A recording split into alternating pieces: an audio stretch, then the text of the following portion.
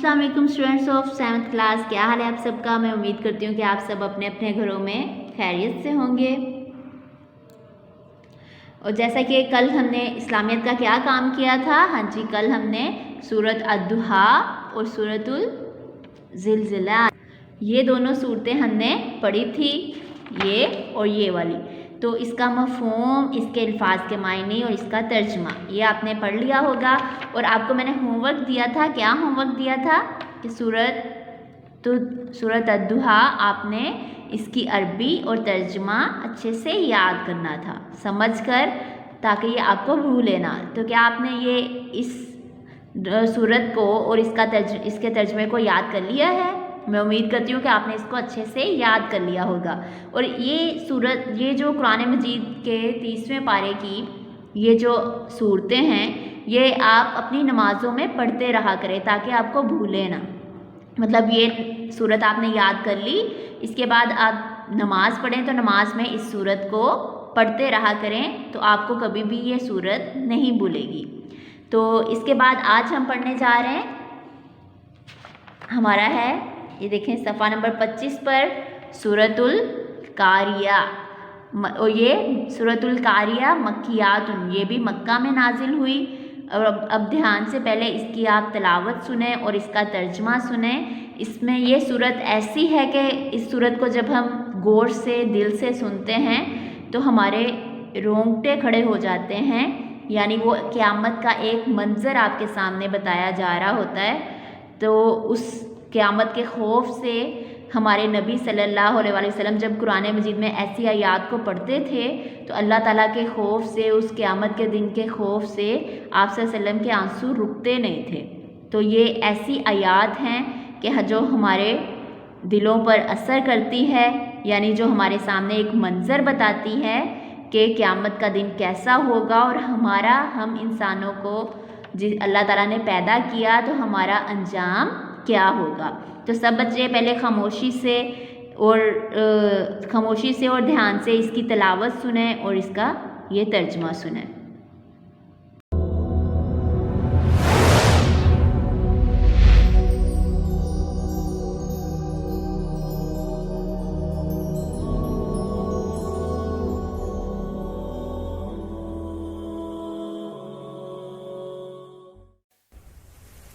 أعوذ بالله من الشيطان الرجيم. بسم الله الرحمن الرحيم.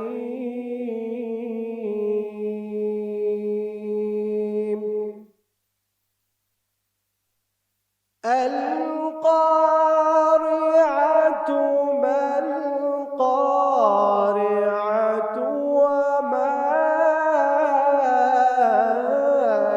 أدراك ما القارعة.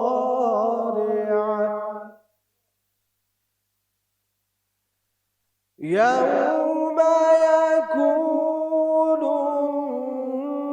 الناس كالفراش المبثوث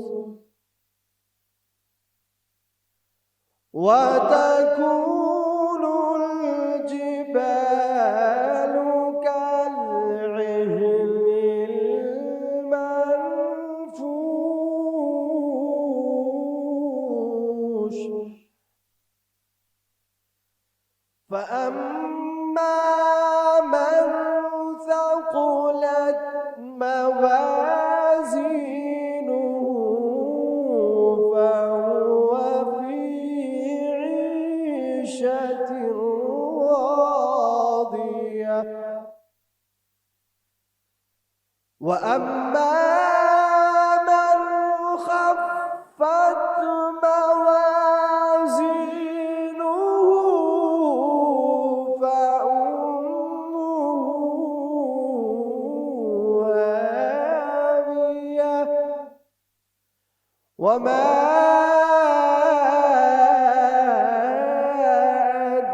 أدراك ما هي. نار حامية. صدق صدق اللہ العظیم.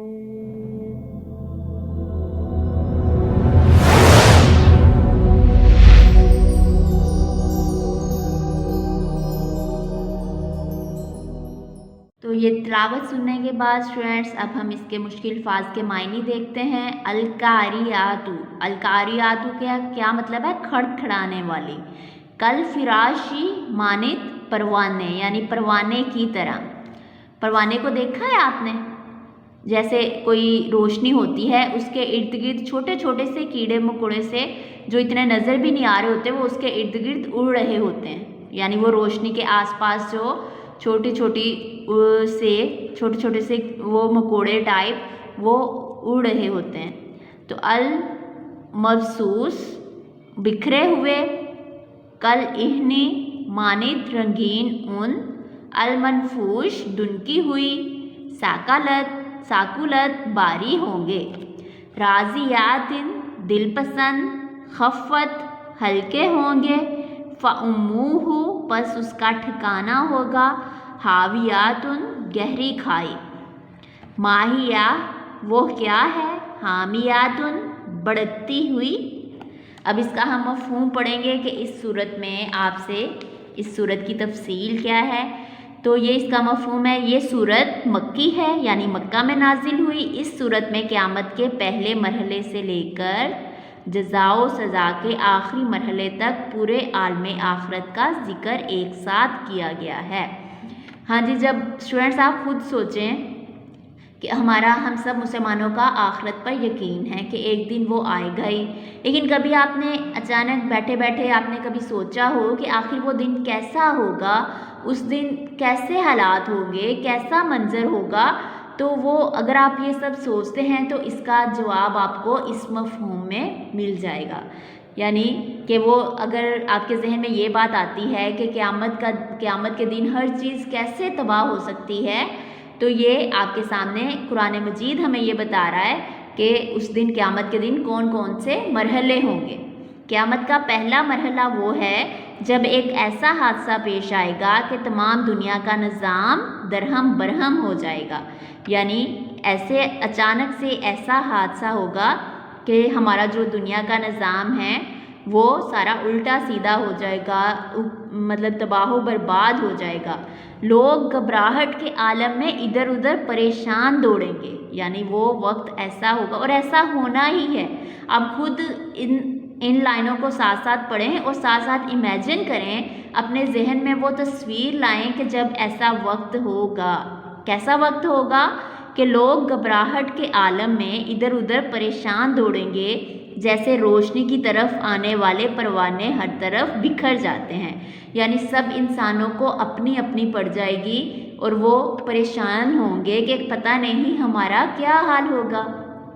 اور پہاڑ زمین بوس ہو جائیں گے. جو اتنے بھاری پہاڑ ہیں، سخت پہاڑ جو ہمیں نظر آتے ہیں، وہ بھی زمین کے اندر چلے جائیں گے. یعنی زمین میں تباہ و برباد ہو جائیں گے اور گرد و غبار بن کر ایسے اڑتے پھریں گے جیسے مختلف رنگ کی دنکی ہوئی اون مطلب جو روئی آپ دیکھتے ہیں نا جس سے کپڑا بنتا ہے، اون روئی، تو وہ جیسے مختلف رنگوں کی اون ہوتی ہے، ویسے ہی یہ پہاڑ جو اتنے باری اور سخت پہاڑ جو زمین کی اتنی جگہ گھیرے ہوئے ہوتے ہیں، تو وہ ایسے روئی کی طرح اڑتے ہوئے ادھر ادھر اڑتے ہوئے نظر آئیں گے.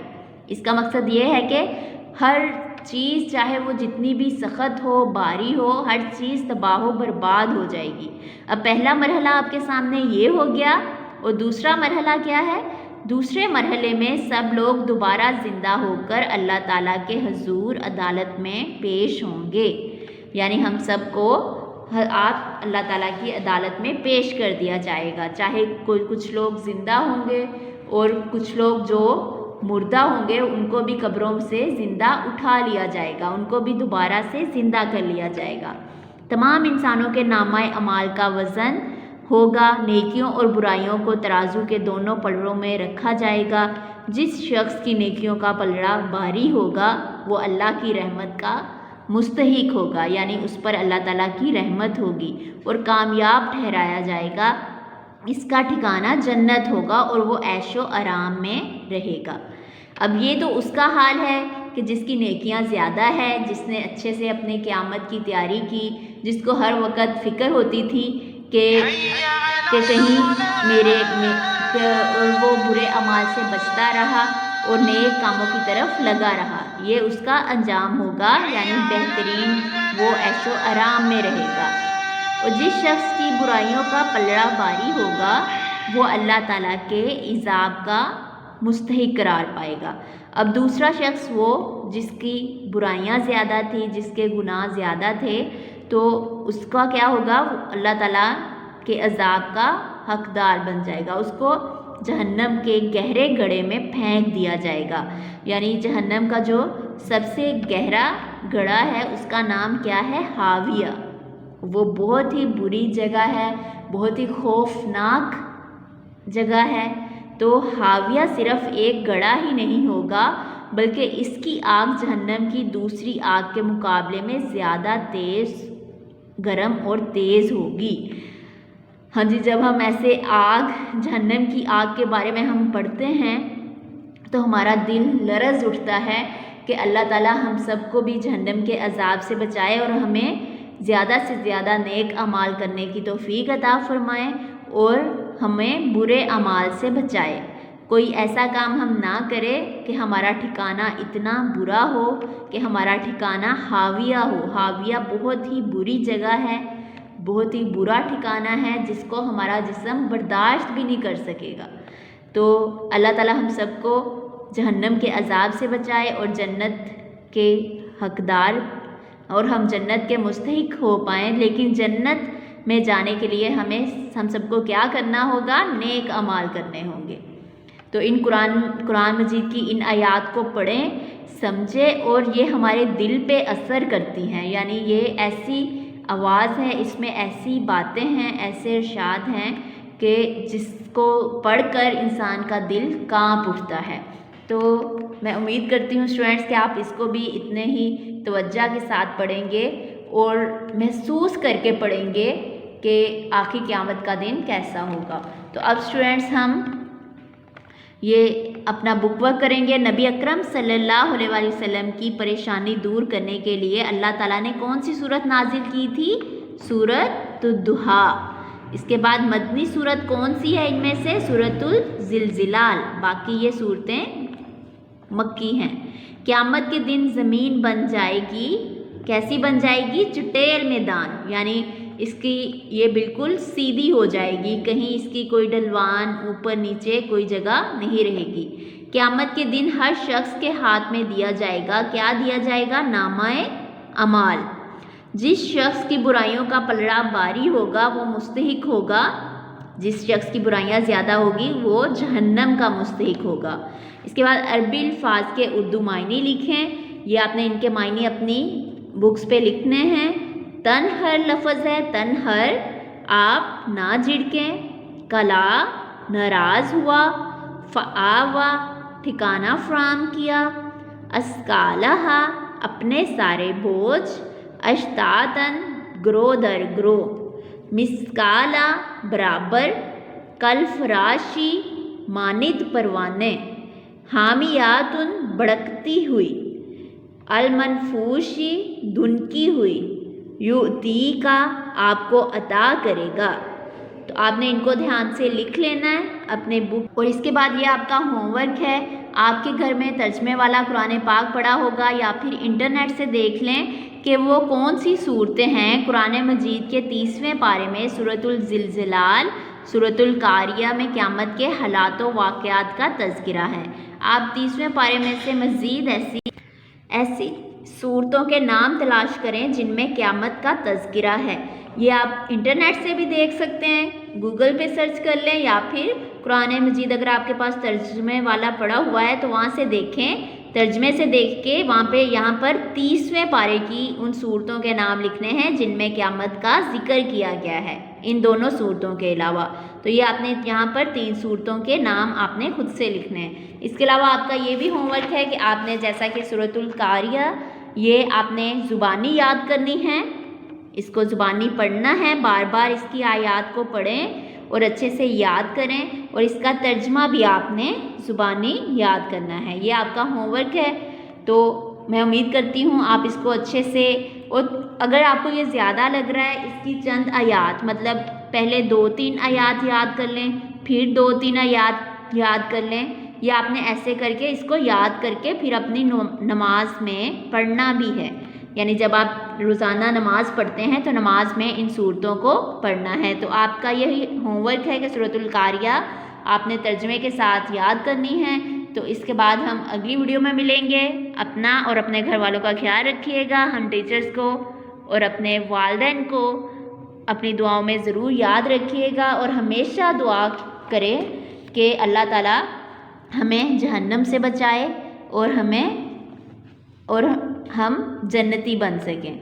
اس کے بعد اللہ حافظ۔